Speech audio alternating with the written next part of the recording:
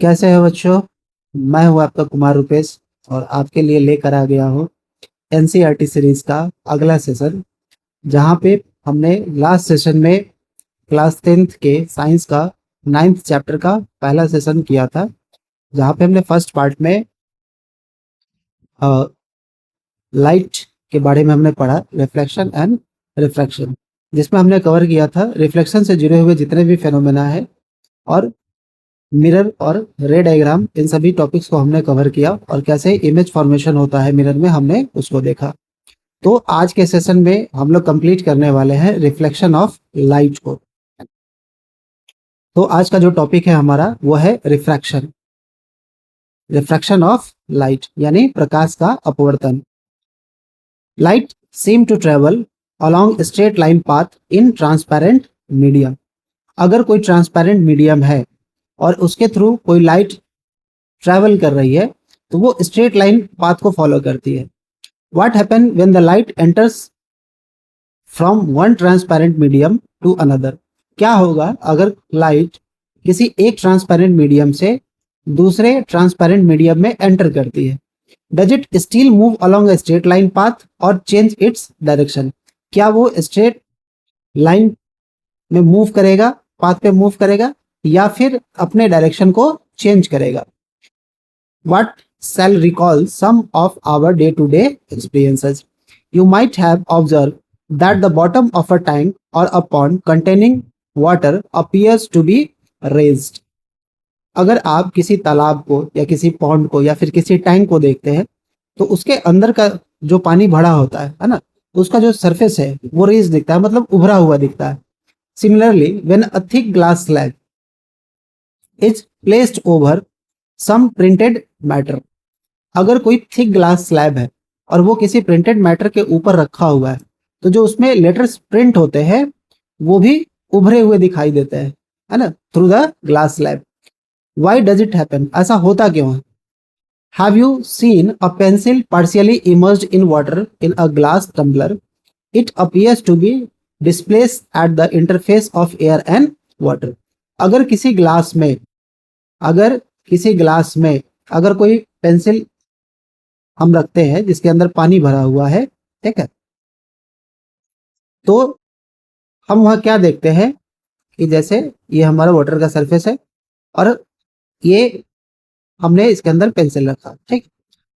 तो जहां से वो मीडियम चेंज होता है, ये जो सरफेस है जहां से मीडियम चेंज हो रहा है, वहां से आप ये देखेंगे कि जो पेंसिल है वो अपने इस पॉइंट से क्या होता है, डिस्प्लेस दिखती है। मतलब अगर इसका हम एक्चुअल डायरेक्शन देखें तो वो पेंसिल ऐसा दिखना चाहिए, है ना, जबकि वो वहां से मुड़ा हुआ दिखता है। तो ऐसा होता क्यों है? You might have observe that a lemon kept in water in a glass tumbler appears to be bigger than its actual size. When viewed from the side, how can you account such experiences? अगर कोई glass है water से भरा हुआ और उसमें अगर हम किसी लेमन को रखते हैं तो जब उसके साइड से देखते हैं तो जो लेमन होता है अपने एक्चुअल साइज से बिगर दिखता है, बड़ा दिखता है। तो आखिर ऐसा होता क्यों है ना, हम ऐसा एक्सपीरियंस क्यों करते हैं? Let us consider the case of apparent displacement of pencil partially immersed in water.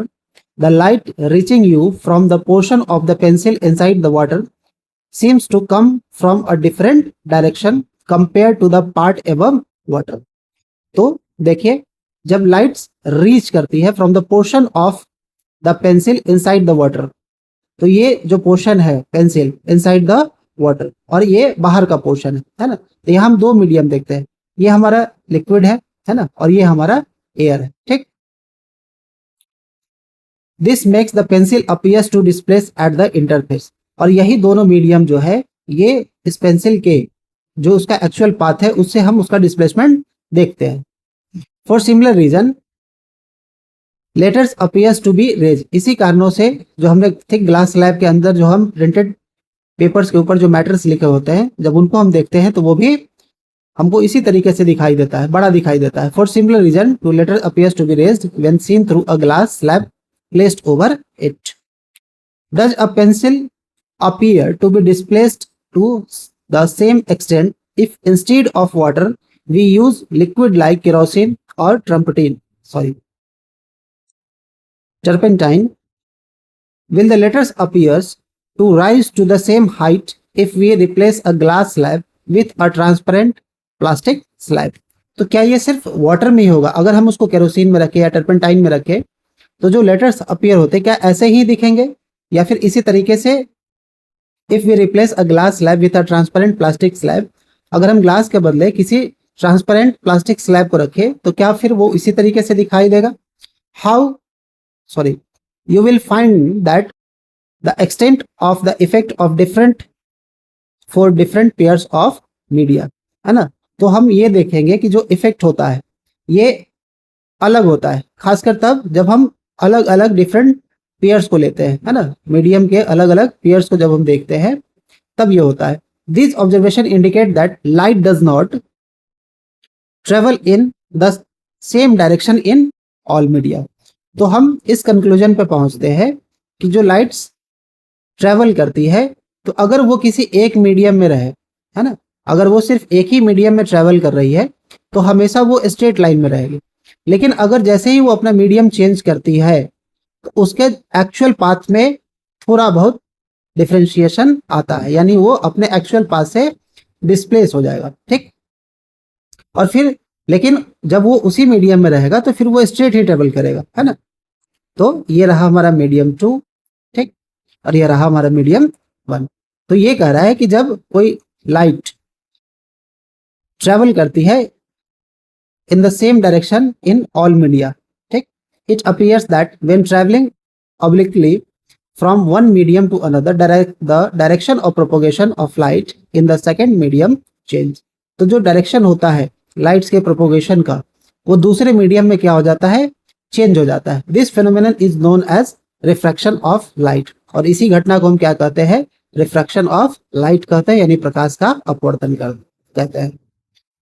Late us understand this phenomena further by doing few activity, है ना? तो कुछ एक्टिविटी दिया हुआ है.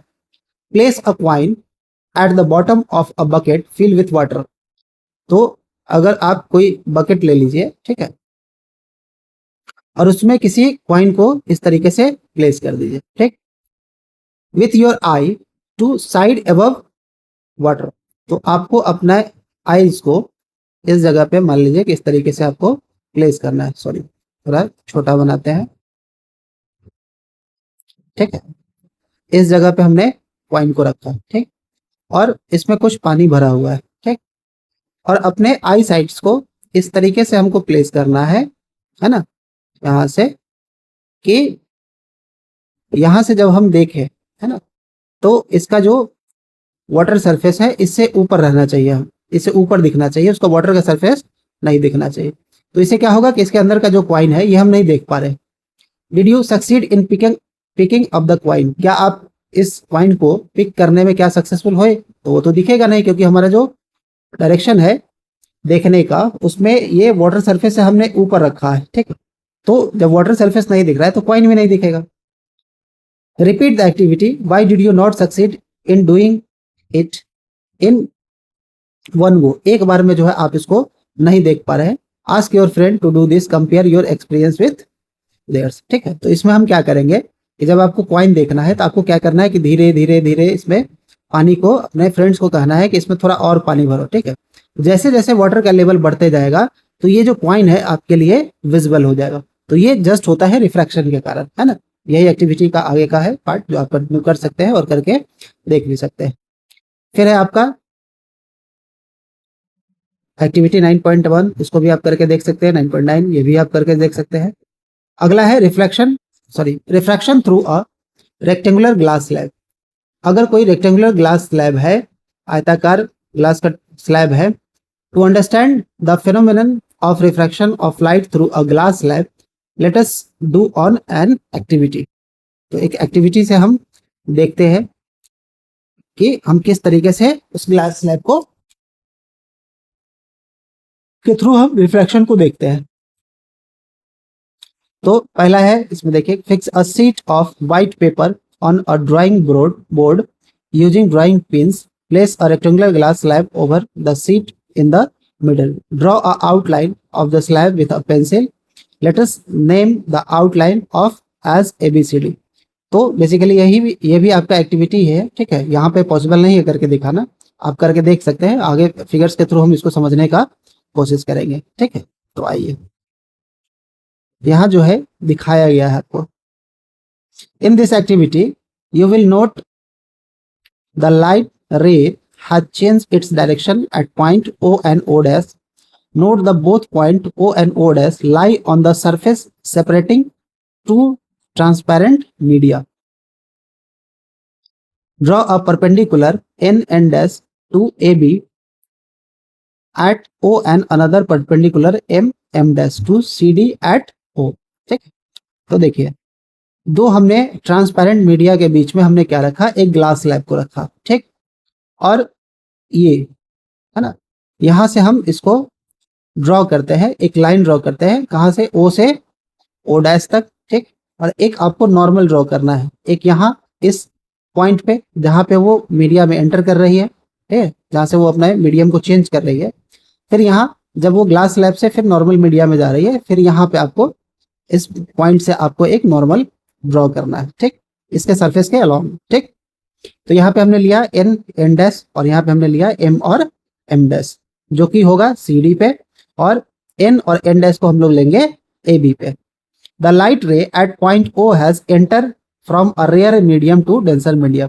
ओ वह पॉइंट है जहां से लाइट जो है वो रेयर मीडियम से डेंसर मीडियम में एंटर करती है ना। तो ये जो एयर है ना, एयर, इसको हम लोग रेयर कर रहे हैं, है ना, या फिर हम इसको नॉर्मल भी कह सकते हैं, ठीक। और ये जो ग्लास है ये आपका डेंस है। फिर ग्लास से हम बाहर आ जाते हैं तो फिर हमारे लिए मीडियम क्या होता है, एयर, यानी रेयर हो जाता है। From air to glass note that the light ray has bent towards the normal. तो जैसे ही हम रेयर से डेंसर में एंटर करते हैं, लाइट जब एंटर करती है तो ये इसका नॉर्मल है। तो जैसे ही एंटर करेगी तो रिफ्रैक्टेड रे जो है वो नॉर्मल की तरफ बेंड हो जाती है, ठीक। एट ओ डैश, फिर आते हैं हम यहाँ ओ डैश पे देखते हैं, जब रेज फिर जब अपने मीडियम को चेंज कर रही है, यानी डेंसर से फिर जब रेयर में जा रही है, तो फिर हम क्या देखते हैं कि इस पॉइंट पे जो ये रेज है ये रिफ्रैक्शन के बाद जो है नॉर्मल से दूर जाती है ना, यानी दूर भाग रही है। The light here has bent away from the normal. तो जो लाइट है यहां से बेंट हो जाता है from away from the normal. Compare the angle of incidence with the angle of reflection at both reflecting surface A B and C D. अब आपको कंपेयर करना है angle of incidence and angle of refraction को दोनों ही surface पे, है ना, यानी ओ पे और ओ डैश पे, दोनों इंटरसेक्शन पॉइंट पे आपको क्या करना है, देखना है। सर, इन फिगर 9.10 और ray E O obliquely incident on surface A B. तो यहाँ जो हम लाइट को देख रहे हैं, रेस को देख रहे हैं, है ना, वो है हमारा E O obliquely incident on surface A B. तो यहाँ से जो है ये इंसिडेंट कहलाता है, ठीक, called incident ray. O O dash is the refracted ray. तो ये जैसे ही मीडियम चेंज किया तो ये यहाँ पे क्या हुआ, रिफ्रैक्शन हुआ। तो इस कारण से हम ओ और ओ डैश को हम लोग कह रहे हैं रिफ्रैक्टेड रे। और फिर जब वो डेंसर से नॉर्मल में जाती है यानी रेयर में जाती है तो ओ एच। तो ये जो ओ एच है हमारा, ये इसको हम लोग कहते हैं इमर्जेंट रे, है ना। तो ये जो है हमारा इमर्जेंट रे कहलाता है। ये ओ डैश हमारा कहलाएगा रिफ्रैक्टेड रे और ई ओ कहलाएगा हमारा इंसिडेंट रेज, है ना। You may observe that emergent ray is parallel to the direction of incident ray. तो आप जब देखिएगा ये अगर ई ओ इंसिडेंट रे अगर वो एक ही मीडियम में ट्रेवल करती तो उसका जो एक्चुअल पाथ होता वो ये होता, ठीक है।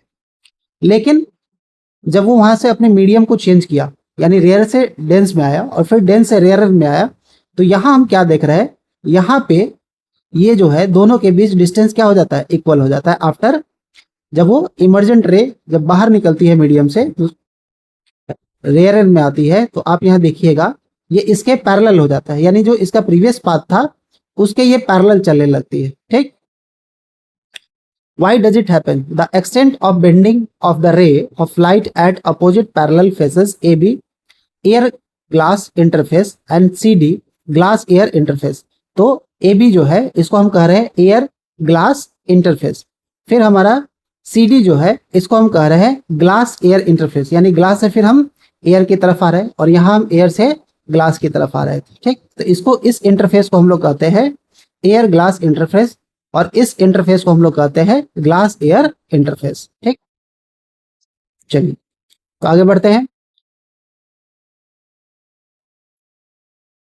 This is why the ray emerges parallel to the incident ray, however the light ray is shifted sideward slightly. तो इस कारण से हमने क्या देखा, जो इंसिडेंट रेज थी जो अपने एक्चुअल पाथ से होके जो जा रही थी, तो जो उसका एक्चुअल पाथ है उससे स्लाइटली थोड़ा डिस्टेंस मेंटेन कर लेती है और इसके पैरेलल हो जाती है। ठीक, what happens when a right ray is incident normally to the interface of two media. क्या हुआ जब कोई लाइट रे जो है incident normally to the interface of two media, try and find out. तो आपको ये देखना है कि ऐसा हुआ क्या, ये जो लाइट रेज है is incident normally to the interface, जो कि नॉर्मली इस इंटरफेस पे आई ऑफ टू मीडिया, जब दो मीडिया में एंटर करेगी, एक मीडिया से दूसरे मीडिया में आएगी, तो ऐसा क्यों है ये आपको पता लगाना है। Now you are familiar with the refraction of light.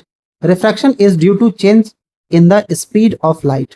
अब हुआ क्या, ये जो है ये हमारा रेयर मीडियम है, इसको रेयर क्यों कहते हैं, तो इसके अंदर जो पार्टिकल्स का जो गैप है वो ज्यादा होता है, लेकिन वही जो ग्लास है इसके अंदर पार्टिकल्स स्पेस जो होता है वो कम होता है, इसलिए हम इसको डेंस कहते हैं और इसको नॉर्मल कहते हैं। तो जब लाइट्स एंटर करेगी, है ना, रेयर से डेंसर की तरफ, तो ये क्या करती है, लाइट्स के स्पीड को थोड़ा सा चेंज करती है, यानी क्या कर रहा है, change in the speed of light as enters from the transparent medium to another. Experiment show the refraction of light occurs according to certain law. यानी जो ये हमने एक्सपीरियंस किया रिफ्रैक्शन ऑफ लाइट को, है ना, ये सर्टेन लॉज के कारण जो है ऑक्योर होता है। ठीक, तो चलिए आगे देखते हैं। The following are the laws of reflection of light. तो यहाँ पे जो दिया गया है नीचे, इसी को हम क्या कहते हैं, law of refraction of light.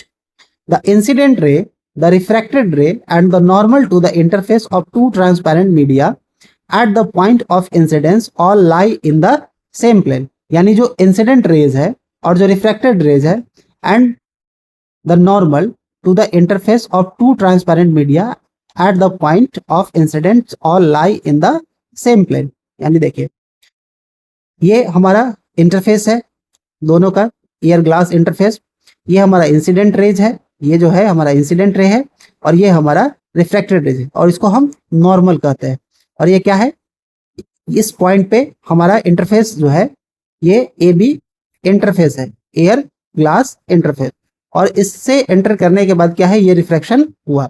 तो सभी चीजें जो है वो एक ही प्लेन में होता है ना, यानी एक ही सतह में होता है। ठीक, ये हमारा फर्स्ट लॉ कहता है the ratio of sine of angle of incidence to the sine of angle of refraction is a constant।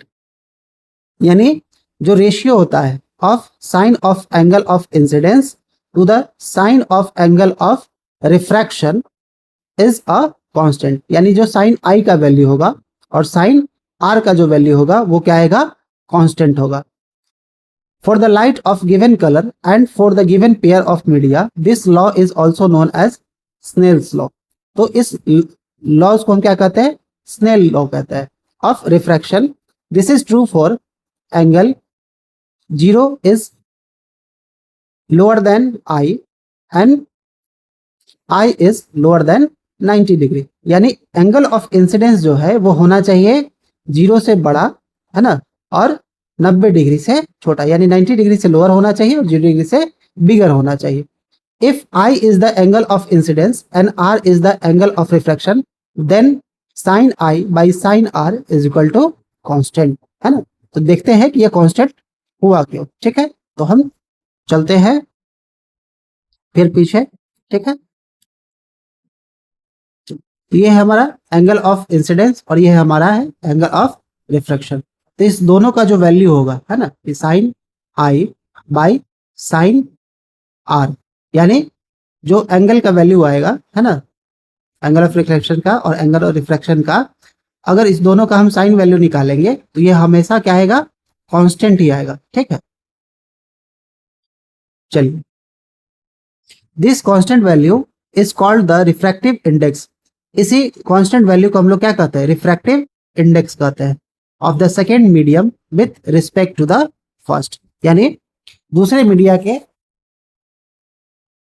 Respect में, जो सॉरी फर्स्ट मीडिया के रिस्पेक्ट में जो सेकेंड मीडिया है उसके अंदर जो रिफ्रैक्शन हुआ उसके साइन वैल्यू को हम लोग क्या कहते हैं, रिफ्रैक्टिव इंडेक्स कहते हैं। ठीक, चलिए अब आगे थोड़ा और डिटेल में देखते हैं कि रिफ्रैक्टिव इंडेक्स है क्या। You have already studied that a ray of light that travel obliquely from one transparent medium to another will change its direction in the second medium. तो अभी हम लोगों ने पढ़ लिया कि अगर कोई रेज एक मीडिया से दूसरे मीडिया में ट्रेवल करेगी तो अपने डायरेक्शन को वो क्या करेगी, चेंज करेगी। ठीक है, the extent of change in direction that takes place in a given pair of media may be express in term of the refractive index. तो यानी जो चेंज आया, ठीक है, इसके डायरेक्शन में जो चेंज आया, है ना, सॉरी, तो ये जो चेंज आया इतना, है ना, इसी को हम लोग क्या कह रहे हैं, रिफ्रैक्टिव इंडेक्स कह रहे हैं। ठीक, और इसका जो वैल्यू हम निकालेंगे, कैसे निकालेंगे, sine i by sine r से। ठीक, the refractive index can be linked to an important physical quantity. तो ये जो रिफ्रैक्टिव इंडेक्स है ये क्या है, इंपॉर्टेंट फिजिकल क्वांटिटी है। The relative speed of propagation of light in different media, it turns out the light propagate with different speed of in different media. तो हम ये देख रहे हैं कि जो लाइट का स्पीड होता है ना, वो अलग अलग मीडिया में अलग अलग होता है। ठीक, lights travel faster in vacuum with speed 3 × 10⁸ metre per second. In air the speed of light is only marginally less, है ना, मार्जिनली लेस होता है, यानी थोड़ा सा डिफरेंस आता है, कोई ज्यादा अंतर आता नहीं है, compare to that in vacuum. अगर हम वैक्यूम से कंपेयर करें तो एयर में जो लाइट का स्पीड होता है और जो वैक्यूम में स्पीड होता है उससे थोड़ा ही कम होता है, यानी बहुत कम होता है, जिसको हम नेग्लिजिबल मान के चलते हैं। It reduce considerably in glass और water. The value of refractive index for a given pair of media depends upon the speed of light in two media. तो जो वैल्यू होगा रिफ्रैक्टिव इंडेक्स का वो इस बात पे डिपेंड करेगा कि जो स्पीड ऑफ लाइट है इन दोनों मीडिया में क्या है ना, जो कि आगे दिया हुआ है। Consider a ray of light travelling from medium 1 to into medium 2 as shown in figure, जो कि हमने अभी देखा। Let v1 be the speed of light in medium 1, यानी पहले ऊपर क्या था, एयर था, है ना, नीचे क्या था, ग्लास स्लैब था हमारा। ठीक, फिर नीचे क्या था, एयर था।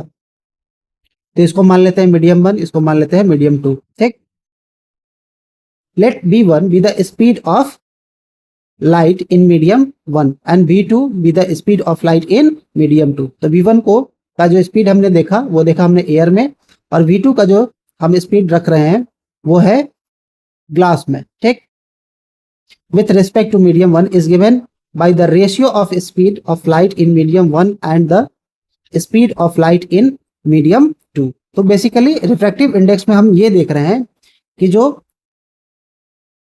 रेज उस जब मीडियम को चेंज कर रही है तो उसके स्पीड में जो चेंज आ रहा है उसको हम रिफ्रैक्टिव इंडेक्स के फॉर्म में देख रहे हैं। ठीक, the ratio of speed of light in medium 1 and the speed of light in medium 2, then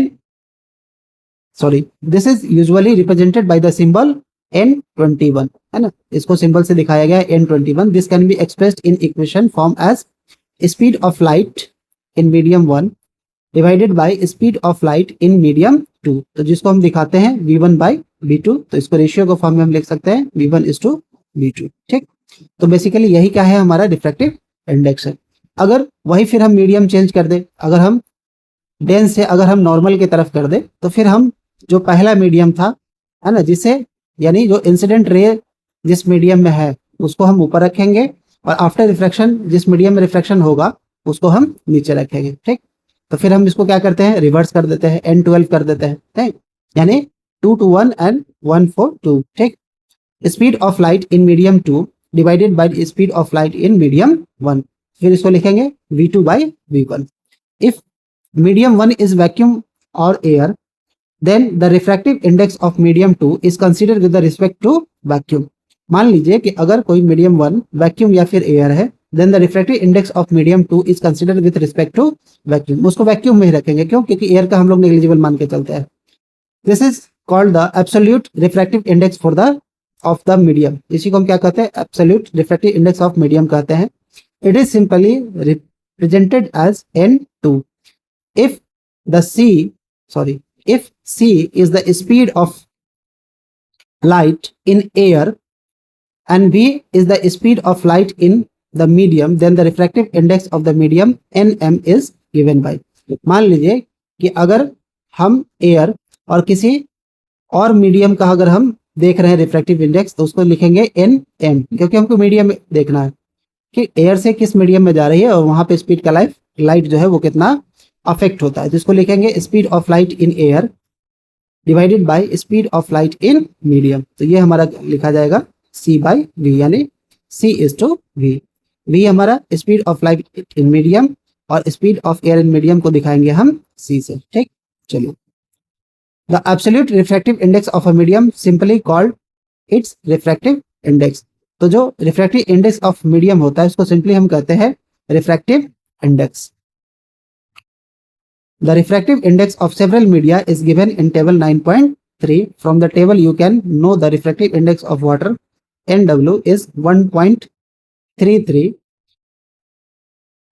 This means the ratio of the speed of light in air and the speed of light in water is equal to 1.33. ठीक, similarly the refractive index of crown glass NG is equal to 1.52. Such data are helpful in many places, however you need not memorize the data, है ना। तो आपको ये data memorise करने की जरूरत है, फिर ये समझना है कि वो कैसे है ना।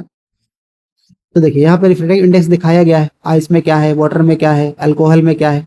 ठीक है, तो अगर हम वैक्यूम से एयर की बात करें तो हमारा रिफ्रैक्टिव इंडेक्स जो रेशियो होता है वैक्यूम और एयर का वो होता है 1.0003, आइस में 1.31, वाटर में 1.33, अल्कोहल में 1.36। तो हम ये देख रहे हैं कि जो रिफ्रैक्शन का जो रेशियो है, रिफ्रैक्टिव इंडेक्स है, ठीक है, मीडियम 1 और मीडियम 2 का, तो उसमें जो है हम दोनों का रेशियो देखते हैं, स्पीड ऑफ लाइट का रेशियो देखते हैं, और ये अलग अलग मीडियम में क्या होगा, अलग अलग निकल के आएगा, है ना। ये वेरी करेगा, मीडियम के ऊपर डिपेंड करता है। ठीक, हमने पढ़ा है रिफ्रैक्शन जो है मीडियम के ऊपर डिपेंड करता है।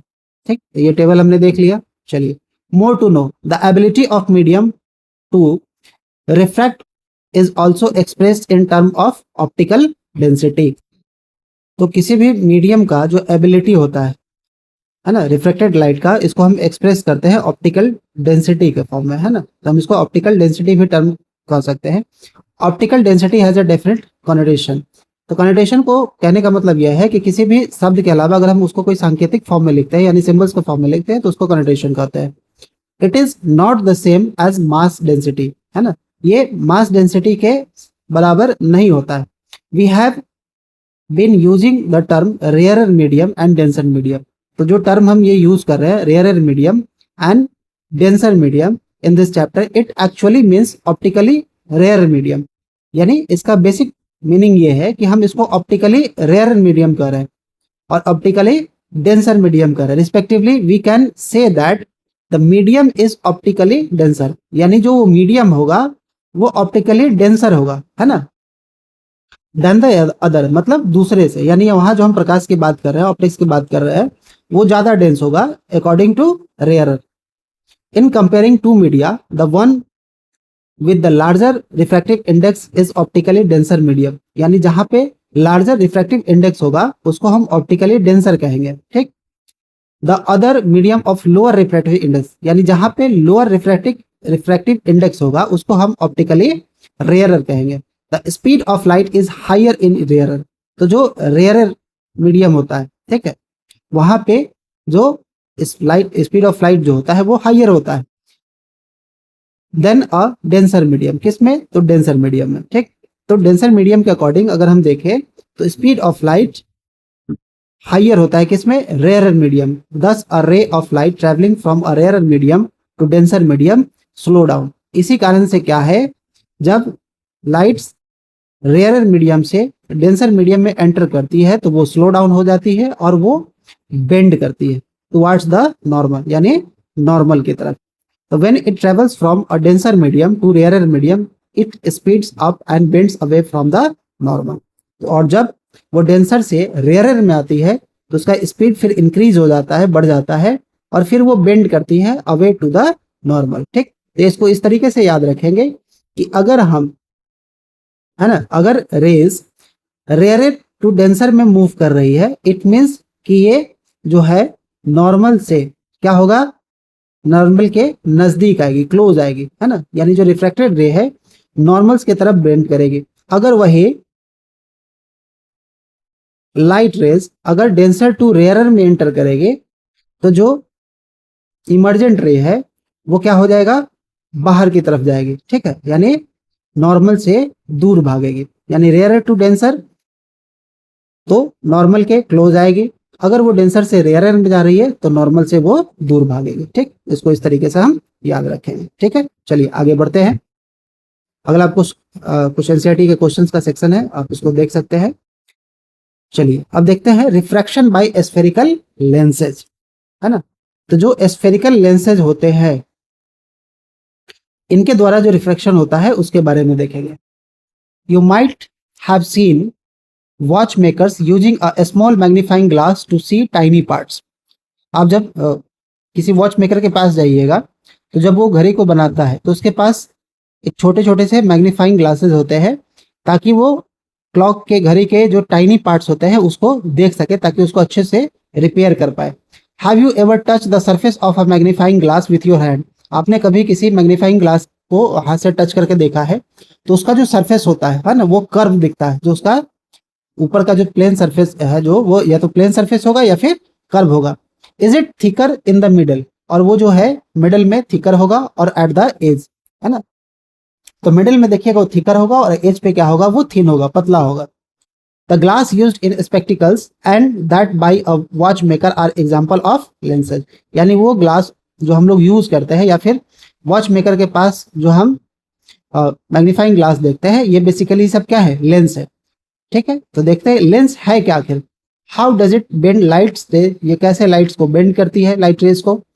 We shall discuss this in this section. इस सेक्शन में हम लोग इसको इसके ऊपर डिस्कस करेंगे। ठीक है, a transparent material bound by two surface. तो जो ट्रांसपेरेंट मटेरियल होता है वो दो सरफेस से बंधा हुआ आता है, ऑफ विच वन और बोथ सरफेस आर स्फेरिकल। ठीक है, जिसमें से दोनों में से कोई एक जो है स्फेरिकल होगा या फिर दोनों स्फेरिकल होगा। तो एक नॉर्मल हो सकता है, उसके ऊपर एक स्फेरिकल हो सकता है, या फिर दोनों ही स्फेरिकल होंगे। This means that a lens is bound by at least one spherical surface. मतलब लेंस में कम से कम एक स्फेरिकल सरफेस एक साथ बाउंड होगा ही। In such lenses the other surface would be plane. और उस कंडीशन में जो दूसरा सरफेस है वो क्या होगा, प्लेन होगा। A lens may have two spherical surface.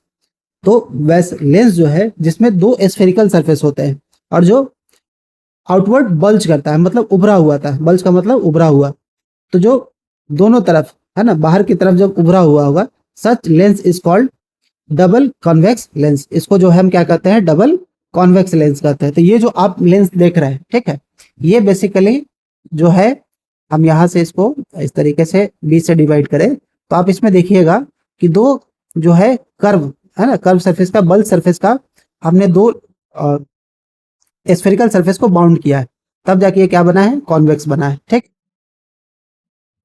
It is thicker in the middle. अब दूसरा जो कॉन्वेक्स लेंस था, it is thicker at the middle. ये मिडल में क्या होता है, थिक होता है, और एज पे क्या होता है, थिन होता है। ठीक वैसे ही जब हम कॉन्केव लेंस को देखते हैं, ठीक है, तो ये बीच से थिकर होता है और एज पे क्या होता है, सॉरी, बीच से थिनर होता है और एज से थिकर होता है। कॉन्वेक्स लेंस कन्वर्ट्स लाइट रे सोन इन फिगर 9.12। तो ये जो कॉन्वेक्स लेंस है इसको आप देख रहे हैं किस तरीके से लाइट को ये कन्वर्ट्स करता है। Similarly a double concave lens is bounded by two spherical surface curve inward. तो जो अंदर की तरफ कर्व होगा, है ना, इसको हम लोग क्या कर रहे हैं, कॉन्केव लेंस कह रहे हैं। It is thicker at the edge than the middle, यानी अपने मिडिल भाग से, बीच के भाग से क्या होगा, ज्यादा थिकर होगा, ठीक, कंपेयर टू मिडिल पार्ट, ठीक। Such lenses diverse light rays as shown in figure 9.12। तो यहाँ पे क्या है कि जो कॉन्केव लेंस है ये लाइट को डाइवर्स कर रहा है ना, और जो ये कॉन्वेक्स लेंस है ये लाइट को कन्वर्स कर रहा है, ठीक है, यानी अंदर की तरफ ला रहा है, और ये इसको बाहर की तरफ स्प्रेड करती है, ठीक। Such lenses diverse light rays as shown in figure 9.12. Such lenses are also called diverse lenses. तो ऐसे lenses को हम लोग क्या कहते हैं, diverse lenses कहते हैं। A double concave lens is simply called a concave lens. तो जो double concave lens होता है उसको simply क्या कहते हैं, concave lens कहते हैं। A lens either a convex lens or a concave lens. तो ये lens होते हैं या तो वो convex होंगे या फिर concave होंगे। Has two spherical surface, जिसमें दो spherical surface हमको देखने को मिलता है ना, यहाँ और यहाँ, दोनों साइड, बोथ साइड, ठीक। The centre of this spheres are called centre of curvature. तो अगर आप इसको ऐसे यहाँ से ड्रॉ करिएगा, ठीक है, तो ये जो आप देख रहे हैं ये एक सर्कल का रूप ले लेता है, ठीक। तो इसके जो है the centre of this spheres, यानी दोनों स्फीयर्स के जो सरफेस है, हमने क्यों, तो इसको हमने बीच से क्या किया है, सॉरी,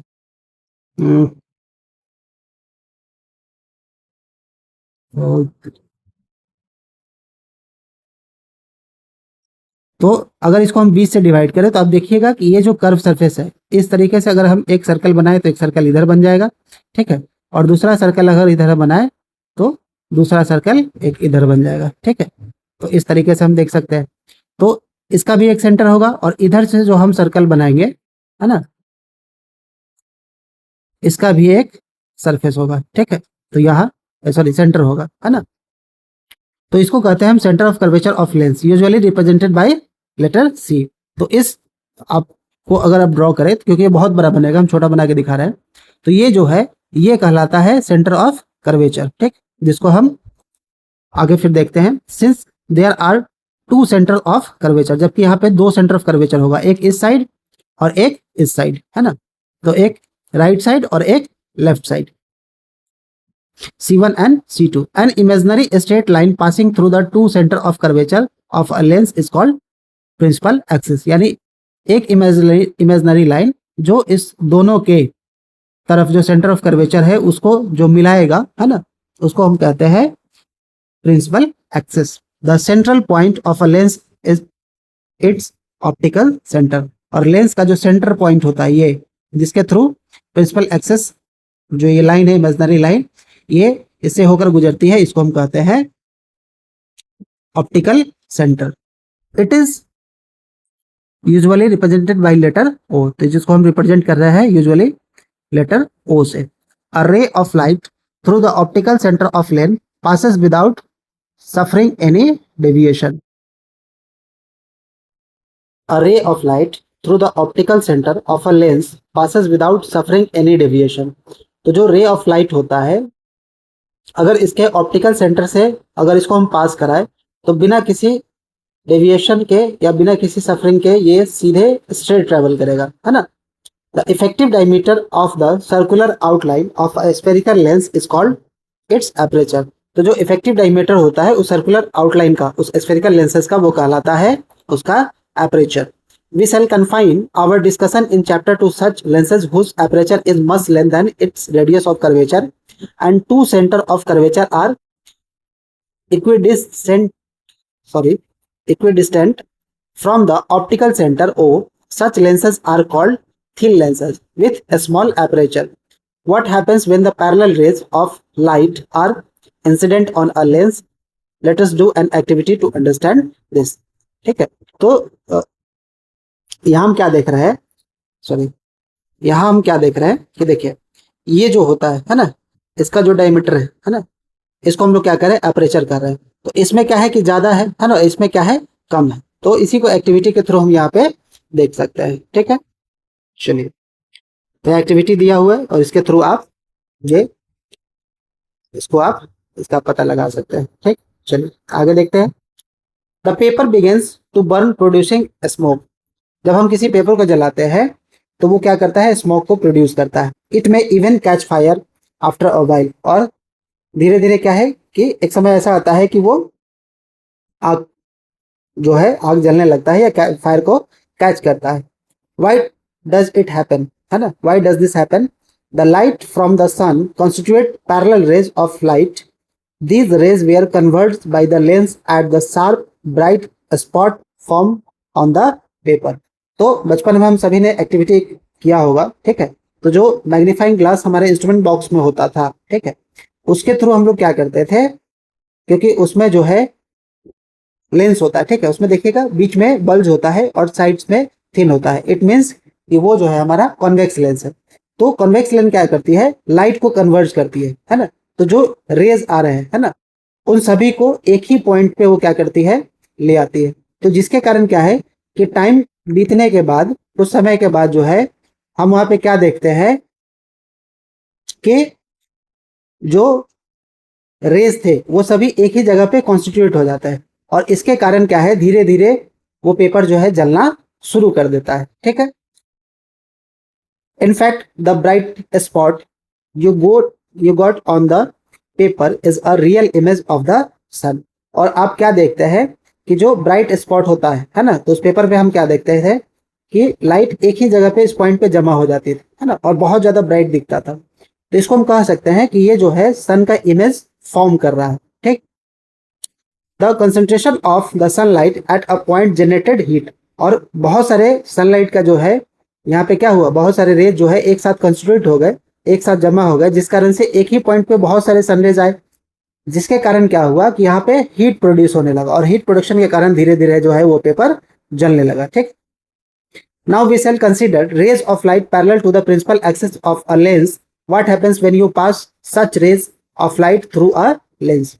अब देखते हैं कि we shall consider ray of light parallel to the principal axis, यानी अगर कोई रेज प्रिंसिपल एक्सिस के पैरेलल अगर वो मूव कर रही है, ठीक है, प्रिंसिपल एक्सिस के पैरेलल मूव कर रही है।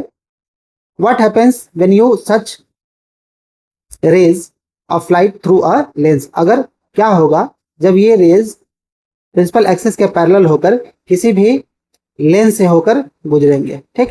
तो अगर ये कॉन्वेक्स लेंस है तो ये क्या होगा, जितने भी रेज हैं सबको इन्हीं प्रिंसिपल एक्सिस पे एक पॉइंट पे जाके क्या कर देगा, कन्वर्ज कर देगा, ठीक। This is illustrated for a convex lens and for a concave lens, है ना। इस दोनों को दिखाया गया है 9.1 में और 9.12 में, ठीक। यहाँ देखिए, यहाँ पे दिखाया गया है कि अगर प्रिंसिपल एक्सिस के थ्रू पैरेलल हम बहुत सारे अगर हम रेज को लेके आते हैं, तो कॉन्वेक्स लेंस क्या करती है, इसको एक साथ ही यहाँ पे कन्वर्ज कर देती है। लेकिन कॉन्केव लेंस में क्या हो रहा है कि जो रेज होते हैं वो डाइवर्ज हो जाते हैं, तो एक्चुअल में ये बाहर की तरफ निकल जाते हैं, है ना। कहीं किसी एक पॉइंट पे सभी एक साथ कॉन्स्टिट्यूट नहीं होते हैं, लेकिन ये दिखता है ना, ऐसा प्रतीत होता है, इट सीम्स टू बी कि वो एक्चुअल में मीट कर रही है, लेकिन होता नहीं। लेकिन वो कहाँ होता है, उसी तरफ, उसी फोकस पे वो मिलता हुआ दिखाई देता है, ठीक है। चलिए,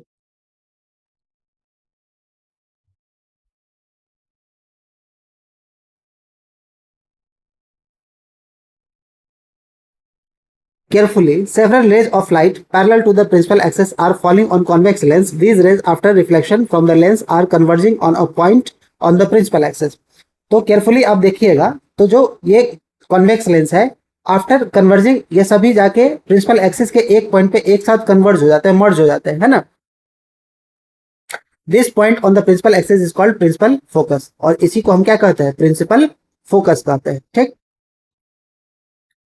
of the lens. Let us see now the action of concave lens.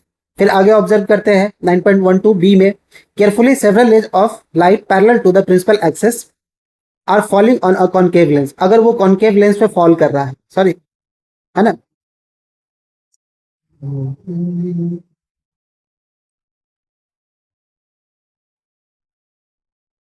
अगर वो प्रिंसिपल एक्सिस से पैरेलल होके और कॉन्केव लेंस पे फॉल कर रहा है, ठीक।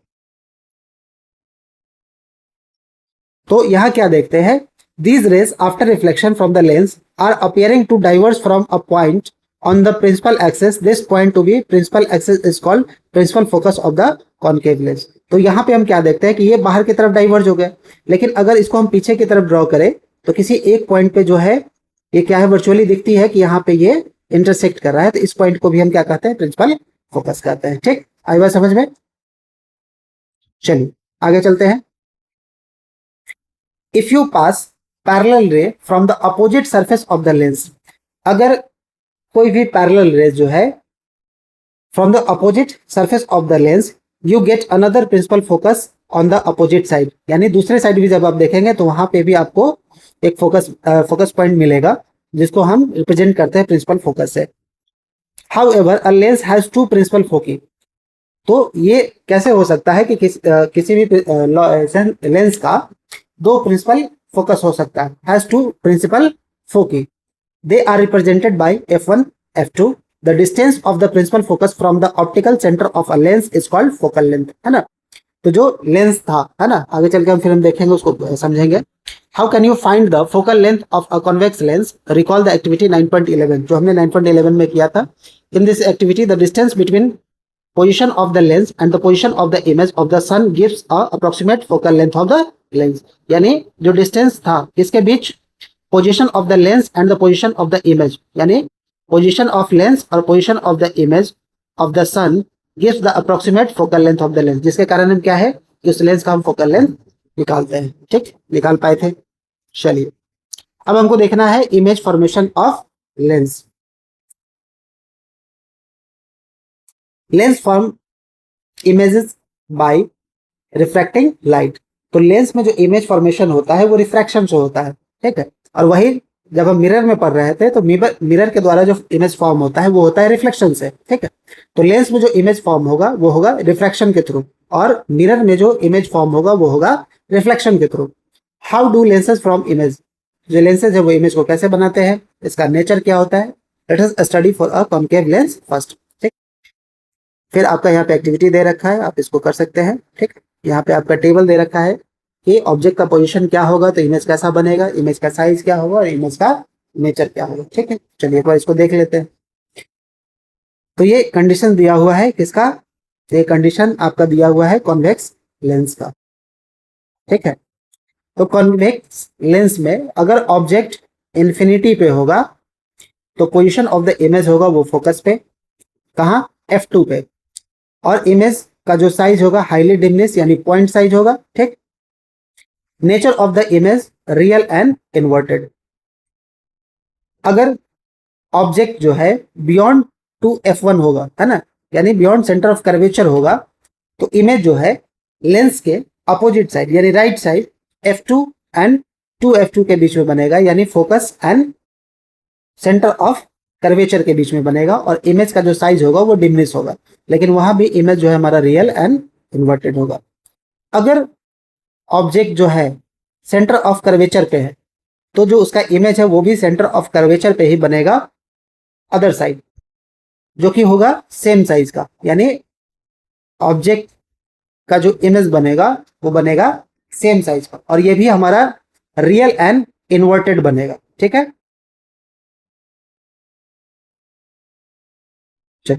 अगर ऑब्जेक्ट जो है हमारा बिटवीन f1 एंड 2f यानी सेंटर ऑफ कर्वेचर और फोकस के बीच में होगा, तो जो हमारा इमेज बनेगा वो बियॉन्ड सेंटर ऑफ कर्वेचर बनेगा यानी अदर साइड, और ये बनेगा इनलार्ज्ड। ठीक, और ये भी इमेज का जो नेचर होगा वो रियल और इन्वर्टेड होगा। ठीक, तो हमने क्या देख रखा है, हमने क्या देखा कि जो कॉन्वेक्स लेंस में जो इमेज बनता है उसका जो इमेज का नेचर है ना, वो लगभग रियल एंड इन्वर्टेड होता है। सिर्फ एक ही कंडीशन में वर्चुअल एंड इरेक्ट बनेगा, तभी जब हमारा object between f1 and optical centre यानी फोकस एंड ऑप्टिकल सेंटर के बीच में होगा, तभी जाके जो है इमेज हमारा सिर्फ वर्चुअल एंड इरेक्ट बनेगा और इनलार्ज बनेगा। ठीक, और इमेज जो है on the same side of the lens, यानी इन चारों कंडीशन में जो इमेज बन रहा था वो अदर साइड बन रहा था, लेकिन इस कंडीशन में जो है इमेज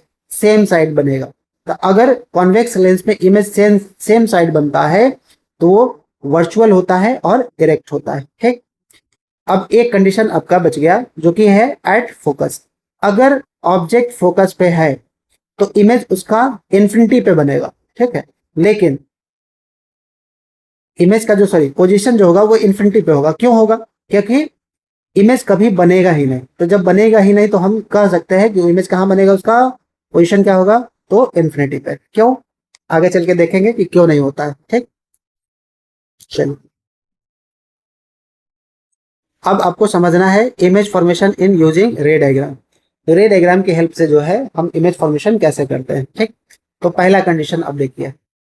पहला कंडीशन है a ray of light from the object parallel to the principal axis after refraction from a convex lens passes through the principal focus।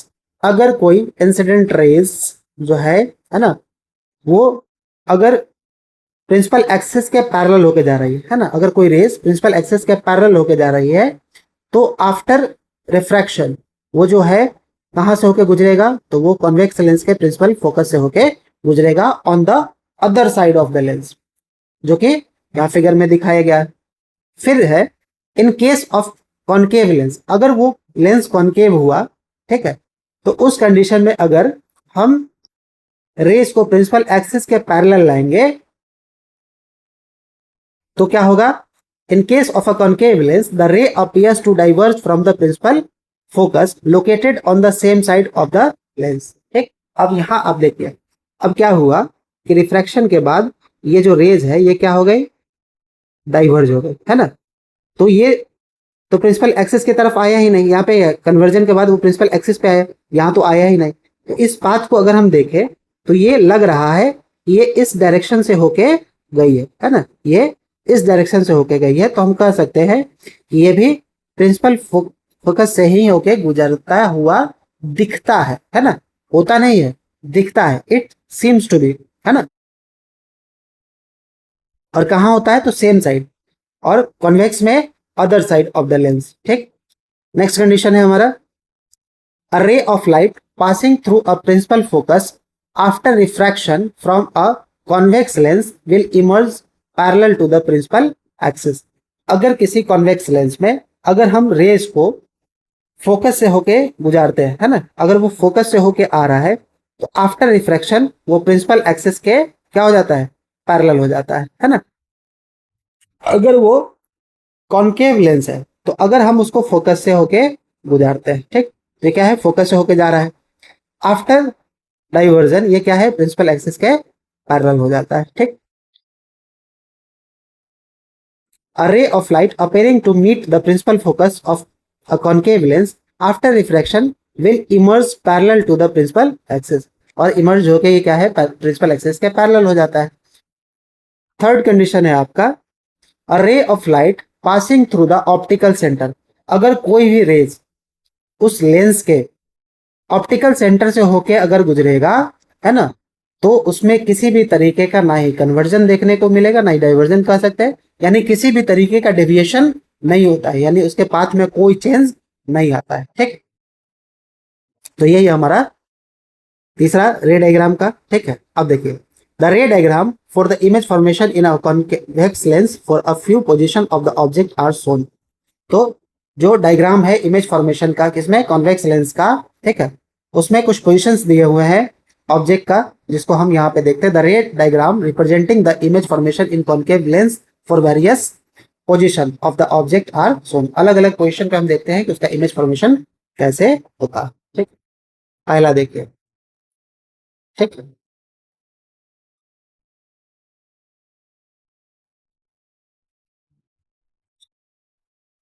तो फर्स्ट है हमारा कि अगर ऑब्जेक्ट हमारा कहाँ होगा, इन्फिनिटी पे होगा, ऑब्जेक्ट कहाँ पे होगा, इन्फिनिटी होगा, तो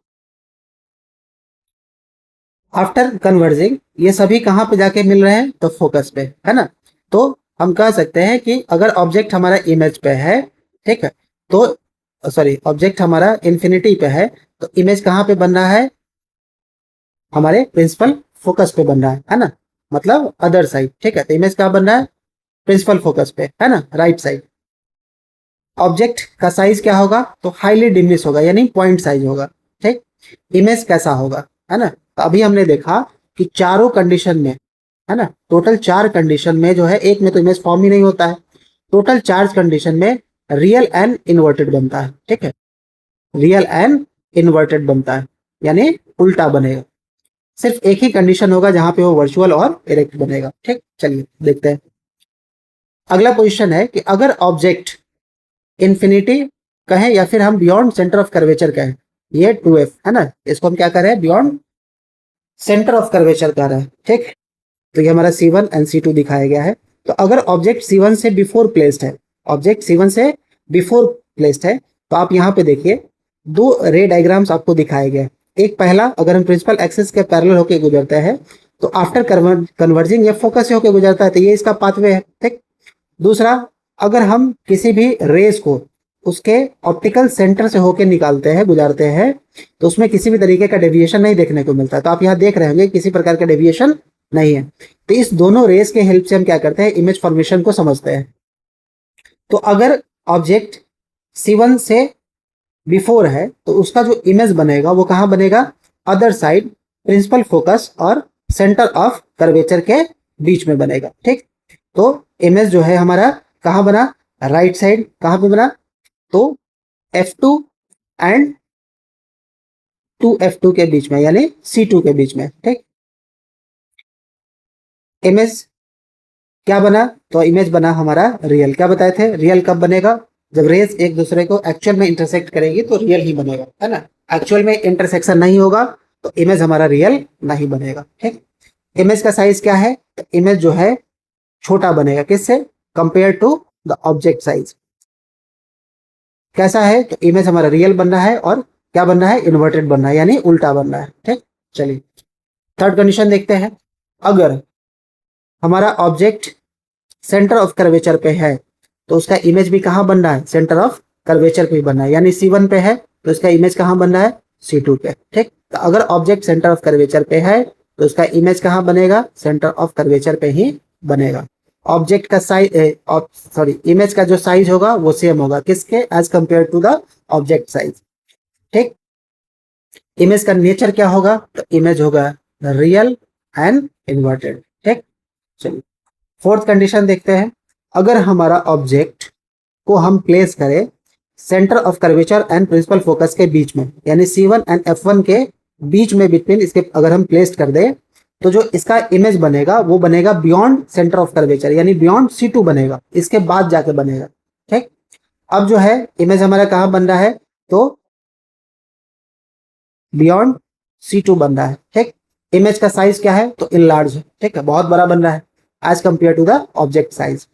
इमेज का नेचर क्या है, तो इमेज जो है हमारा रियल है और इन्वर्टेड है। ठीक, चलिए तो 4 कंडीशन हमने देख लिया, 2 कंडीशन और बाकी। अगर हमारा ऑब्जेक्ट कॉन्वेक्स लेंस के लेफ्ट साइड वाले प्रिंसिपल फोकस पे अगर वो प्लेस्ड होगा, ठीक है, तो आप यहाँ पे देखिए, तो अगर कोई रेस प्रिंसिपल एक्सिस के पैरेलल आती है तो आफ्टर कन्वर्जन प्रिंसिपल फोकस से होकर गुजरता है। अगर किसी रेस को हम ऑप्टिकल सेंटर से होकर गुजारते हैं तो जब गुजरने के बाद इसमें किसी प्रकार का डेविएशन नहीं मिल रहा है ना। तो यहाँ पे आप देखिए कि इन दोनों रेस, है ना, इन दोनों रेस के बीच का जो डिस्टेंस है वो हमेशा इक्वल आ रहा है। इट मीन्स कि ये दोनों क्या हो गए, आफ्टर कन्वर्जिंग, एक तो कन्वर्ज हुआ ही नहीं, एक कन्वर्ज हुआ, तो दोनों रेस जो है वो पैरेलल हो जाते हैं। तो जब पैरेलल हो जाते हैं तो इंटरसेक्शन तो होगा ही नहीं, दोनों एक दूसरे को इंटरसेक्ट करेंगे ही नहीं। तो जब इंटरसेक्ट नहीं करेंगे तो वो पॉइंट हमको कहाँ पे मिलेगा, जहाँ पे इमेज फॉर्म होगा। तो ये हमको नहीं पता है तो हम कह देते हैं कि इन्फिनिटी पे मिल रहा है ना। तो इन्फिनिटी पे मिल रहा है तो ऑब्जेक्ट कहाँ बनेगा, इन्फिनिटी पे। अब साइज क्यों नहीं बता सकते हैं कि साइज तो, इमेज तो यहाँ बना नहीं, हमने देखा नहीं, है ना, तो बनना है इन्फिनिटी पे, तो ये हमको नहीं पता है कि इमेज तो फॉर्म होगा ही नहीं। तो इमेज जब फॉर्म नहीं होगा तो उसका साइज और नेचर हम कैसे बता सकते हैं। ठीक है, चलिए ये है आपका लास्ट कंडीशन कॉन्वेक्स लेंस का। ठीक है, मैं बताया था कि सिर्फ एक ही कंडीशन होता है जहां पे हमारा जो इमेज है ऑब्जेक्ट का वो वर्चुअल बनता है। सिर्फ एक ही कंडीशन में वर्चुअल बनता है और एक ही कंडीशन में इरेक्ट बनता है। ठीक है, बाकी किसी कंडीशन में वो ना ही वर्चुअल बनेगा ना ही इरेक्ट बनेगा, ऑलवेज रियल बनेगा और इन्वर्टेड बनेगा। ठीक, इसको भी छोड़ के। ठीक, चलिए तो अगर हमारा ऑब्जेक्ट प्रिंसिपल फोकस और ऑप्टिकल सेंटर के बीच में है, प्रिंसिपल फोकस और ऑप्टिकल सेंटर के बीच में है, तो इमेज जो है हमारा कहाँ बनेगा, सेम साइड बनेगा, उसी तरफ बनेगा जिधर ऑब्जेक्ट है ना, किधर बनेगा, उसी तरफ जिधर ऑब्जेक्ट है, ठीक। और इमेज का साइज क्या होगा, हाईली इनलार्ज होगा। अब देखिए as compare to the object size, image का साइज क्या है, बहुत बड़ा है, ठीक है। तो ऑब्जेक्ट जो है वो सेम साइड बनेगा, वर्चुअल बनेगा, इरेक्ट बनेगा, ठीक। और कहाँ बनेगा, तो ये भी बियॉन्ड सेंटर ऑफ कर्वेचर, या हम इन्फिनिटी पे कह सकते हैं, ठीक है। चलिए, तो कॉन्वेक्स का हमने देख लिया। अब कॉनकेव लेंस, कॉनकेव लेंस पे फिर हम मिरर की तरह दो ही पोजीशन देखते हैं, ठीक है। दो पोजीशन क्या है, तो एक पोजीशन है हमारा इन्फिनिटी पे, और दूसरा पोजीशन है बियॉन्ड, सॉरी बियॉन्ड कर रहे हैं, सेंटर ऑफ कर्वेचर और फोकस के बीच में। तो एक हमारा इन्फिनिटी पे दिखा रहा है, ठीक है। अगर चलिए यहाँ पे टेबल है इसका दे रखा, नहीं टेबल है ना। तो अगर वो इन्फिनिटी पे है तो कहाँ बनेगा, तो इन्फिनिटी पे है तो वो फोकस पे ही बनेगा। सेकंड है, अगर वो सेंटर ऑफ कर्वेचर और फोकस के बीच में है तो इसका इमेज प्रिंसिपल फोकस और ऑप्टिकल सेंटर के बीच में बनेगा, है ना। अब इस दोनों कंडीशन में देखिए, एक्चुअल में लाइट एक दूसरे को इंटरसेक्ट कर ही नहीं रही, तो जब इंटरसेक्ट नहीं कर रही है तो दोनों ही कंडीशन में क्या बनेगा, वर्चुअल बनेगा, ठीक। और दोनों ही कंडीशन में देखिए कि एक में हाईली डिमिनिश बन रहा है और एक में स्मॉल बन रहा है, तो इमेज का size as compare to the object छोटा ही रहेगा, ठीक है। चल, अब हम देखते हैं साइन कन्वेंशन, लेंस का साइन कन्वेंशन क्या है, sign convention for spherical lenses, ठीक है। चलिए, for lenses we follow sign convention similar to the one use for spherical mirror, ये लगभग वैसे ही सिमिलर है जैसे हमने स्फेरिकल मिरर में देखा था। We apply the rules for sign of distance, expect the all measurements are taken from the optical center of the lens। यहाँ पे हम जो भी डिस्टेंस मेजर करेंगे, हम जो भी डिस्टेंस मेजर करेंगे लेंस का, है ना, तो वो हम उसके ऑप्टिकल सेंटर से ही मेजर करेंगे, है ना। यानी इसी ऑप्टिकल सेंटर से हम डिस्टेंस को मेजर करेंगे, चाहे वो हमारा फोकस हो, प्रिंसिपल फोकस की दूरी हो, फोकल लेंथ, या फिर हमारा, चलो, तो जो भी हम डिस्टेंस मेजर करेंगे वो हम अपने ऑप्टिकल सेंटर से ही मेजर करेंगे। तो अगर हमको प्रिंसिपल फोकस का डिस्टेंस निकालना है यहाँ से यहाँ तक का, तो हमको प्रिंसिपल एक्सिस के अलोंग चलना होगा, कहाँ तक, ऑप्टिकल सेंटर तक। अगर हमको सेंटर ऑफ कर्वेचर का चाहिए, सॉरी क्या कहते हैं, 2f2 का अगर वैल्यू हमको चाहिए सेंटर ऑफ कर्वेचर का यहाँ से यहाँ तक का, तो ये भी हम क्या देखेंगे, ये भी हम ऑप्टिकल सेंटर से ही मेजर करेंगे, है ना। तो जब जो भी डिस्टेंस मेजर किया जाएगा वो ऑप्टिकल सेंटर से किया जाएगा, ठीक है। According to the convention the focal length of a convex lens is positive and that of concave lens is negative, है ना। अगर हम कॉन्वेक्स लेंस में हम फोकल लेंथ जो निकालेंगे, जो हमारा फोकल लेंथ होगा वो हमारा कॉन्वेक्स में क्या होगा, तो कॉन्वेक्स लेंस में होगा वो पॉजिटिव, और कॉन्केव लेंस में हम उसको क्या लेंगे, नेगेटिव, ठीक है। You must take care of applying appropriate sign for the value of u, v and f, object height h and image height h dash. तो इन सभी सिंबल्स का जो हम यूज करते हैं ऑब्जेक्ट डिस्टेंस के लिए, इमेज डिस्टेंस के लिए, फोकल लेंथ के लिए, है ना, ऑब्जेक्ट हाइट के लिए और ऑब्जेक्ट इमेज हाइट के लिए, इन सब में हमको बहुत ही केयरफुली हमको अप्रोप्रिएट साइंस का यूज करना है। अगर हम नहीं करेंगे तो फिर हमारे लिए न्यूमेरिकल्स में दिक्कत होगा। चलिए, तो लेंस फॉर्मूला देखते हैं, lens formula and magnification. We have two formula for spherical mirror, we also have formula for spherical lenses. तो हमने देखा था स्फेरिकल मिरर में भी हमारे लिए फार्मूला था, वैसे ही हम स्फेरिकल लेंसेज के लिए भी लेंस फार्मूला का यूज करते हैं, ठीक है। तो वहां क्या था कि वहां पे ये पॉजिटिव साइन था, यहाँ पे हमको नेगेटिव साइन दिख रहा है, यानी अगर हम यहाँ फोकल लेंथ निकालेंगे तो हम ऑब्जेक्ट डिस्टेंस और इमेज डिस्टेंस के बीच के डिफरेंस को निकालेंगे और वहां हम उसके सम को निकालते हैं। तो this formula gives the relationship between object distance u, image distance v and the focal length f। तो ये जो फॉर्मूला है रिलेशन दिखाता है फोकल लेंथ, ऑब्जेक्ट डिस्टेंस और इमेज डिस्टेंस के बीच के रिलेशंस को। The length formula is expressed as 1 by f minus 1 by u is equal to 1 by f. The length formula given above is general and is valid to all situation। तो ये जो formula है ये generally सभी जगहों पे और सभी परिस्थितियों में हम सिचुएशंस में इसका यूज कर सकते हैं।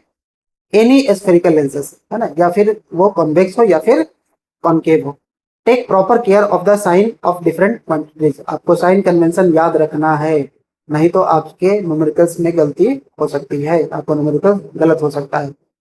while putting numericals value for solving problems relating to lenses। इसलिए जो numericals वैल्यू है सॉल्विंग, जो उसको हम सॉल्व करेंगे रिलेटेड टू लेंसेज, उसमें हम इसका यूज करेंगे, ठीक। और साइन कन्वेंशन का भी यूज करेंगे, ठीक है। चलेंगे, अब हमको देखना है मैग्निफिकेशन, है ना। तो हमने स्फेरिकल मिरर में भी देखा था मैग्निफिकेशन और हम यहाँ भी देख रहे हैं। The magnification produce by a lens similar to the spherical mirror, ये भी स्फेरिकल मिरर की तरह सिमिलर होता है। Is defined as the ratio of height of the image and the height of the object, यानी हाइट ऑफ द इमेज और height of the object के बीच का हम क्या देखते हैं, रेशियो देखते हैं, ठीक है। तो यही हमारा मैग्निफिकेशन यहाँ भी है, सेम एज इट इज हम जैसे वहां देख रहे हैं, ठीक। Magnification produced by a lens is also related to object distance u and the image distance v. This relationship is given by v by u, है ना। तो मैग्निफिकेशन को हम लिखेंगे v by u और फॉर्मूला का फॉर्म में लिखना होगा तो h dash by h। h dash का मतलब height of the image and height of the object. तो हम इसके इमेज और ऑब्जेक्ट के हाइट से भी निकाल सकते हैं और ऑब्जेक्ट और इमेज के डिस्टेंस से भी निकाल सकते हैं, ठीक। चलिए तो आगे बढ़ते हैं। एक न्यूमेरिकल्स आपको दिया गया है। अ concave lens has focal length of 15 centimetre. A concave lens have focal length 15 centimetre. At what distance should the object from the lens be placed. उस ऑब्जेक्ट को हम कहाँ पे प्लेस करेंगे लेंस से। It forms an image at 10 centimetre, ताकि वो image को कहाँ पे फॉर्म कर सके, 10 सेंटीमीटर से फ्रॉम द लेंस, यानी ऑप्टिकल सेंटर से वो 10 सेंटीमीटर के डिस्टेंस पे होगा। Also find the magnitude produce by the lens. और आपको मैग्निफिकेशन भी जो है, मैग्नीट्यूड कर रहा हूँ, मैग्निफिकेशन भी जो है आपको फाइंड करना है। चलिए तो देखिए, इमेज डिस्टेंस है ना, फोकल लेंथ। अब न्यूमेरिकल्स में क्या है, आपको साइन के साथ नहीं दिया रहेगा, है ना, कि निगेटिव है या पॉजिटिव है, आपको साइन कन्वेंशन याद रखना होगा। तो देखिए यहाँ फोकल लेंथ सीधे सिर्फ 15 सेंटीमीटर लिखा हुआ था और यहाँ पे माइनस 15 सेंटीमीटर है। इट मीन्स कि हमने देखा कि कॉनकेव लेंस में हम निगेटिव लेते हैं और कॉन्वेक्स में हम फोकल लेंथ पॉजिटिव लेते हैं। तो आपको ये ध्यान रखना है कि लेंस कौन सा है और उसका जो फोकल लेंथ दे रखा है उसको पॉजिटिव में लेना है या फिर निगेटिव में लेना है। तो यहाँ जो लेंस है वो कॉनकेव लेंस है, इसलिए फोकल लेंथ हम क्या ले रहे हैं, -15 सेंटीमीटर। इमेज का डिस्टेंस -10 सेंटीमीटर, ठीक है। तो इसको लेंस फॉर्मूला पे हम वैल्यू पुट करेंगे तो वैल्यू हमारा इधर हो जाएगा 1/v is equal to 1/u को हम उधर ले जाएंगे, ठीक है। और 1/f है तो माइनस में हो जाएगा, तो 1/-10 माइनस 1/-15। फिर आके हम यहाँ उसको एडिशन ऑफ फ्रैक्शन पे लेंगे, फिर इसका जो वैल्यू आ जाएगा 1/30, मतलब हमारे इमेज का जो डिस्टेंस आ गया वो क्या आ गया, -30। और फिर जब इमेज का डिस्टेंस मिल गया और ऑब्जेक्ट का डिस्टेंस हमारे पास है तो हम मैग्निफिकेशन भी निकाल लेंगे, ठीक है।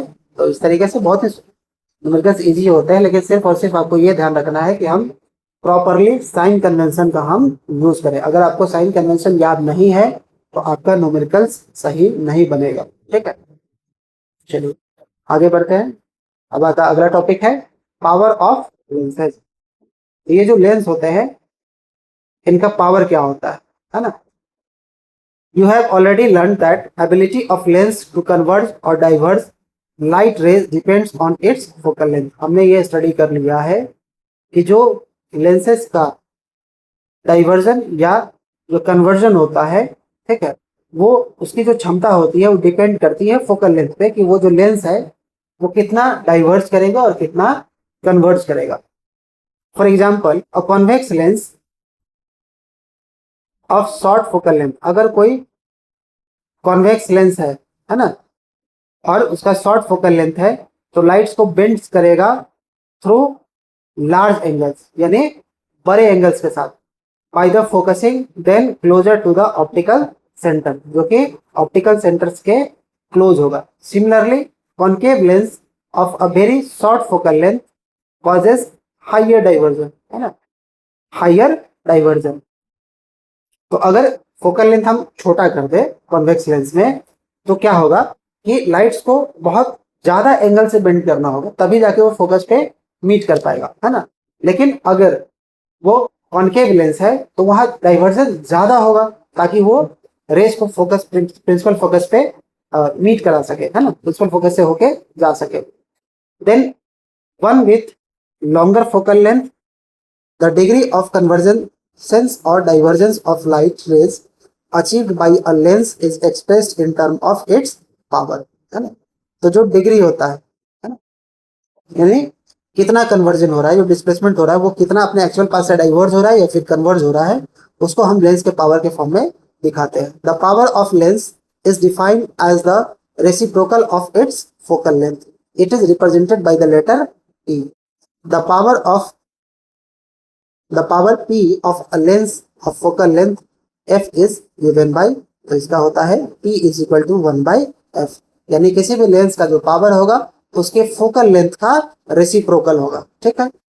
चलिए, the SI unit of power of lens is dioptre, जो पावर ऑफ लेंस का एसआई यूनिट होता है वो होता है dioptre. It is denoted by letter D, जिसको हम डिनोट करते हैं लेटर डी से।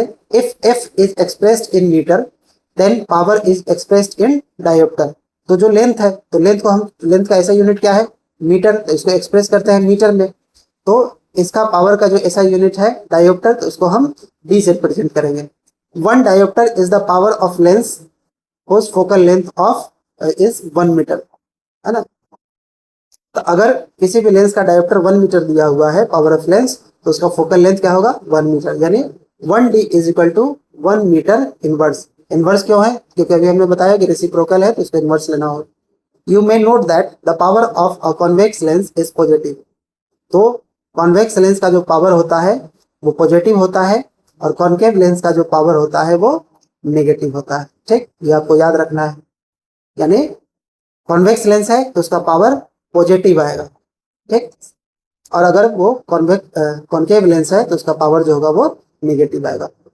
Opticians prescribe corrective lens indicates there powers. Let us say that lens prescribed has power equal two plus 2.0 dioptre, this means the lens prescribed is convex. अगर जो भी opticians है, अगर आप किसी भी पेशेंट को, हाई पेशेंट को अगर वो लेंस प्रिस्क्राइब करते हैं तो अगर वो पॉजिटिव में लिखा हुआ है लेंस का पावर, इट मीन्स कि वो जो लेंस प्रिस्क्राइब किया है, जो सलाह दिया है पहनने का, वो है कॉन्वेक्स। अगर उसका फोकल लेंथ जो है लेंस का plus 0.50 metre, similarly the lens of power is minus 2.5 dioptre has a focal length of minus 0.040 metre, the lens is convex. तब ये लेंस क्या हो जाएगा कॉन्केव हो जाएगा, ठीक है। Is it clear. चलिए, अब लास्ट सेक्शन है मोर टू नो, ठीक है। चलिए इसमें देखते हैं कि क्या दिया हुआ है। Many opticals instrument consist of a number of lenses, बहुत सारे ऑप्टिकल इंस्ट्रूमेंट्स जो है वो कंसिस्ट करते हैं number of lenses. Optical instruments कहने का मतलब कि आप बहुत सारे ऐसी चीजें देखते हैं जिसमें लेंस का यूज होता है, ठीक है। जैसे आपके फोन का कैमरा है, मैग्नीफाइंग ग्लास है, या फिर माइक्रोस्कोप होता है, उसमें लेंसेज का यूज किया जाता है। इसको हम ऑप्टिकल इंस्ट्रूमेंट्स कह रहे हैं। They are combined to increase the magnification and sharpness of the image. तो इसको मैग्नीफाइंग करने के लिए, ज्यादा बड़ा बनाने के लिए हम उसमें कई सारे लेंसेज को ऐड करते हैं, है ना, जिससे क्या है कि हम इमेज के शार्पनेस को बढ़ा सके और उसको ज्यादा मैग्नीफाई कर पाए। The net power P of the lens placed in contact is given by the algebraic sum. तो अगर कोई लेंस अगर हम प्लेस्ड करते हैं और उसका जो नेट पावर अगर हमको निकालना होता है, तो क्योंकि हर एक लेंस का अलग अलग इंडिविजुअल पावर होगा, है ना, तो दिखाएगा जैसे P1 P2 P3 ऐसा कई सारे लेंस को हम एक साथ कंबाइन कर सकते हैं। तो जो उसका नेट पावर होगा वो होगा अलजेब्रिक सम के रूप में, यानी P1 plus P2 plus P3 and so on, है ना। The sum of power instead of focal length for lenses is quite convenient for optician during eye testing. तो इस तरीके के जो लेंसेज लाए जाते हैं तो वो ऑप्टिशियन उसका यूज करते हैं, ठीक है, आई टेस्टिंग के दौरान। तो इसका जो पावर है वो यूज होता है डिफरेंट तरीके के कामों में, अलग अलग चीज़ों में, है ना। फोटोग्राफी के लिए, वीडियोग्राफी के लिए, आपके फ़ोन में जो है लेंस, कैमरा का लेंस है उसमें यूज होता है, माइक्रोस्कोप में होता है, तो टेलीस्कोप में होता है ना। तो ऑप्टिशियंस जो क्या करते हैं, जो लेंस होते हैं उसको अलग अलग डिफरेंटली प्लेस्ड करते हैं, है ना, अलग अलग कॉम्बिनेशन उसका बनाते हैं ताकि जो करेक्टिव लेंस है उसका पावर देखा जा सके। In contact inside the testing spectacles frame the optician calculate the power of lens required by simple algebraic addition। और वो जो आपका पावर बताते हैं लेंस का वो सिंपल algebraic expressions के थ्रू बताते हैं, है ना। For example a combination of two lenses of power plus 2 diopter and plus 0.25 diopter is equivalent to a single lens of power plus 2.25 diopter। मान लीजिए कि अगर हमको कोई भी ऑब्जेक्ट को मैग्नीफाइंग करना है, ठीक है, और उसको देखने के लिए जो भी हमारा रिक्वायरमेंट है, तो अगर एक लेंस से काम नहीं चल रहा है ना, तो उसके साथ हम क्या करते हैं, एक और लेंस लगा देते हैं, ठीक। इससे क्या होता है कि मैग्नीफिकेशन बढ़ जाता है ना, और इमेज का शार्पनेस बढ़ जाता है। तो जो लेंस हमने लगाया है यहाँ, है ना, जो दो कॉन्वेक्स लेंस लगाया है, इसका हम यूज करते हैं पावर को बढ़ाने के लिए। तो जब पावर बढ़ेगा तो उसका अलजेब्रिक सम में हम जोड़ेंगे। तो दो लेंसेज का दिखाया गया जिसका अलग अलग पावर है, +2 डायोप्टर एंड प्लस 0.25 डायोप्टर। तो जो इक्विवेलेंट हो जाता है अलजेब्रिक सम के बाद +2.25 डायोप्टर। तो simple additive properties of the powers of lens can be used to design lens system. और इसी सिंपल प्रॉपर्टी, एडिटिव प्रॉपर्टीज के बेस पे हम लोग क्या करते हैं, किसी भी लेंस सिस्टम को हम तैयार करते हैं to minimise certain defects in image production by a single lens. अगर हम किसी भी इमेज को हम देखें तो सिंगल लेंस से उतना ज़्यादा क्लेरिफाई नहीं हो पाएगा, तो हम बहुत सारे लेंसेज का यूज करते हैं ताकि हम उसको अच्छे तरीके से क्लेरिफाई कर सके, इमेज क्लियर आए, तब जाके हम इसका यूज करते हैं। Such a lens system consisting of several lenses in contact is commonly used in the design of lenses, camera, microscope and telescope, ठीक है। तो आज सेकेंड सेशन हमारा खत्म होता है, जिसमें हमने आज क्लास 10th का जो साइंस का आपका चैप्टर है, chapter 9th light, reflection and refraction, इसको हम लोगों ने आज कंप्लीट कर लिया, ठीक है। तो आपको ये जो सेशन जैसा भी लगा है, ठीक है, हमसे जो बेहतर कोशिश हो सकती है हमने किया है, ठीक है। अगर इस तरीके का अगर आपको सेशन आपको और भी चाहिए, ठीक है, तो एंड तक हम क्या करेंगे, एक एक करके सभी क्लासेस का, ऐसा नहीं कि सिर्फ 10th का या किसी पर्टिकुलर क्लासेस का, सभी क्लासेस के लिए जो है आपके एनसीईआरटी के जो सभी चैप्टर्स है, यानी क्लास के जितने भी चैप्टर्स है आपके लिए हम लेकर आते रहेंगे, ठीक है। तो इसको हम कंटिन्यू रखेंगे और ये डेली शाम 7 बजे चलेगा। अभी थोड़ा बहुत कुछ पर्सनल रीजन के कारण जो है वो रूटीन फॉलोअप नहीं हो पा रहा है, लेकिन कोशिश कर रहा हूँ कि उसको धीरे धीरे एक रूटीन फॉर्म में लाया जाए और डेली शाम 7 बजे जो है मैं इसको लाइव करूँ इवनिंग में, ठीक है। तो चलिए फिर आपसे मुलाकात होगी ऐसे ही नए किसी क्लास के नए चैप्टर्स के साथ, जहाँ पे हम लाइन बाय लाइन सभी टॉपिक्स को फिर से कवर करेंगे, है ना। तब तक के लिए मैं आपका कुमार रुपेश आपसे विदा लेता हूँ। Good bye.